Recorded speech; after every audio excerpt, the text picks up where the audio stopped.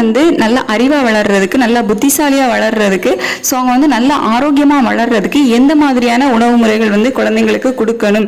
Fish இதில் வந்துட்டு omega 3 நிறையவே இருக்குது. அதுவும் முக்கியமாக வந்துட்டு மத்தி மீன் அப்படின்னு சொல்லுவோம். மத்தி, நெத்தலி, சொந்த மீன்லாம் பார்த்தீங்க அப்படின்னா ஒமேகா 3 கொழுப்பமிலம் வந்து நிறையவே இருக்குது. முட்டையும் பார்த்தீங்க அப்படின்னா குழந்தைங்களோட ஞாபக சக்திக்கு ரொம்பவே ஹெல்ப் பண்ணும். முட்டையில் வந்து புரதச்சத்து அதிகமாக இருக்குது. இந்த புரதச்சத்து வந்து மூளைக்கு தேவையான புரதத்தை வழங்கி குழந்தைங்களுக்கு நல்ல ஒரு நிலைவாற்றலை கொடுக்கறதுக்கு. ஸோ பழங்களில் நிறைய ஆன்டி ஆக்சிடென்ட்ஸ் இருக்கு. ராகி பார்த்தீங்க அப்படின்னா குழந்தைங்களுக்கு 6 month ப்ளஸ்ல இருந்தே கொடுப்பாங்க. கேழ்வரகு வந்து குழந்தைங்களுக்கு சாலிட் ஸ்டார்ட் பண்ணும்போது நம்ம வந்து கொடுக்கலாம்.